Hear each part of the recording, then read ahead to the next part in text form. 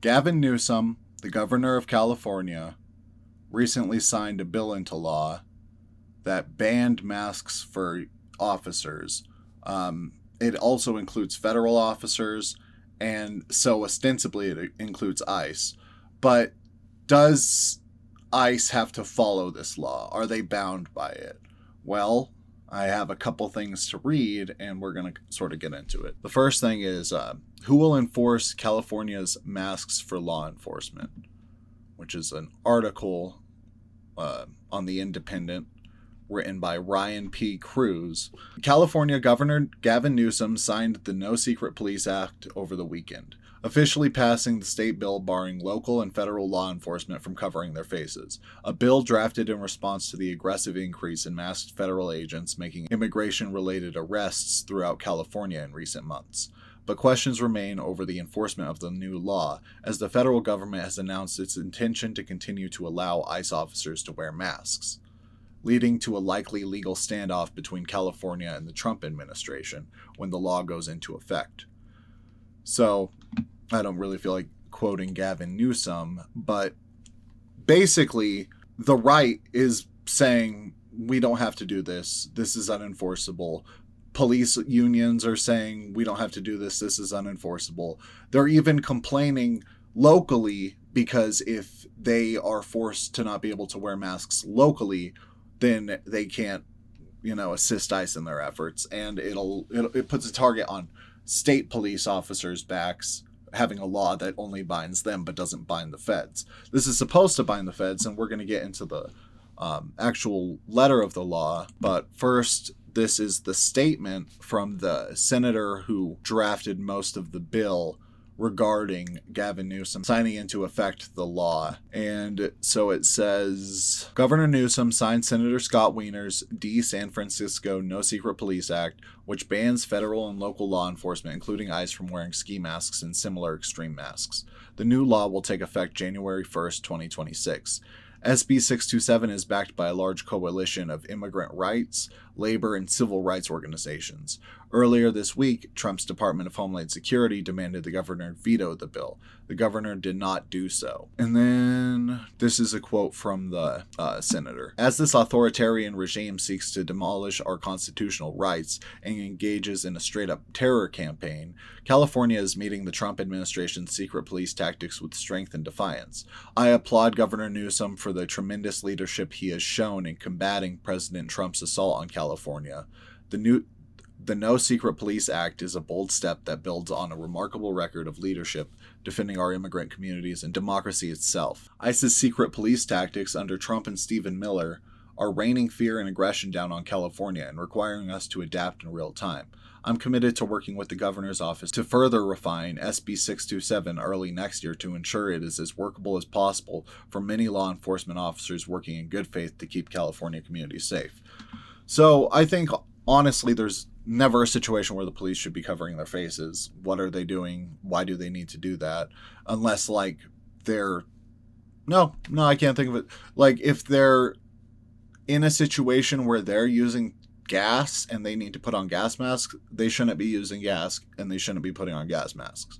Just simple as that. I think the police are a corrupt institution and they abuse people constantly and they shouldn't be allowed to. And to sort of segue from that, the word of the bill is interesting too, because it gives exemptions to officers if they're doing specific things. So the bill would require any law enforcement agency operating in California to, by July 1st, 2026, so this won't even be in effect for 8 months. And that's a lot of damage could be caused in 8 months.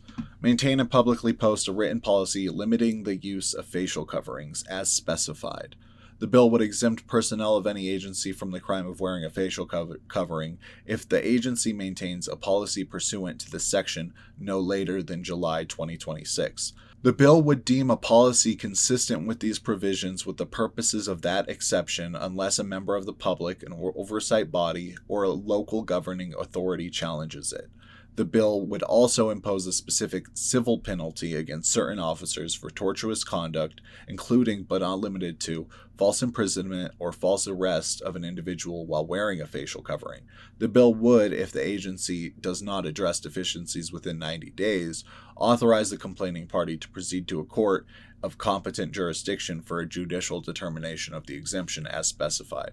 The bill would define a law enforcement agency for these purposes as any entity of a city, county, or other local agency that employs anyone designated by California law as a peace officer, any federal law enforcement agency, or any law enforcement agency of another state. Like that's if they're operating in California. By imposing additional duties on law enforcement agencies, a bill would create a state-mandated legal program. The bill would declare its provisions to be severable. The bill would make related findings and declarations. And the California Constitution requires the state to reimburse local agencies and school districts for certain costs mandated by the state. Statutory provisions establish procedures for making the reimbursement. So this is basically just saying the state will pay for any costs it takes to create this policy.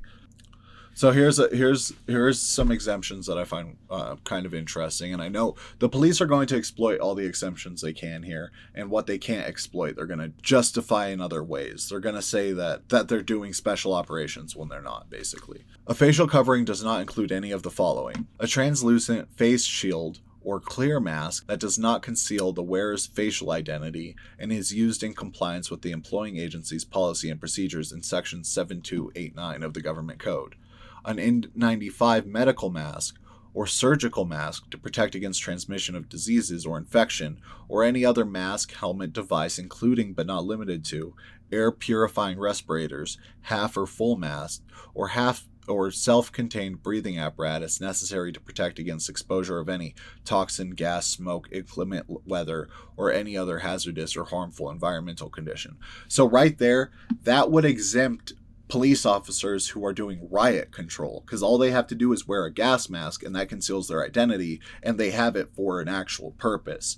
And I think when we look at the response by ICE in Chicago, they use gas masks, they use pepper balls from their guns, and that creates the conditions that they need in order to have to be able to legally wear the masks. So I'm interested to see where this is going to go. And I think it's going to be widely unenforced, and people are going to be generally unaware of when the law starts. So I think a lot of people are going to be confused why they're still wearing masks, even though they're still legally allowed to. I think it's interesting that this was passed right before local elections. I wonder if there's any reason for that. We are in a great situation, so it's good that we have any type of thing to restrict ICE or the federal police.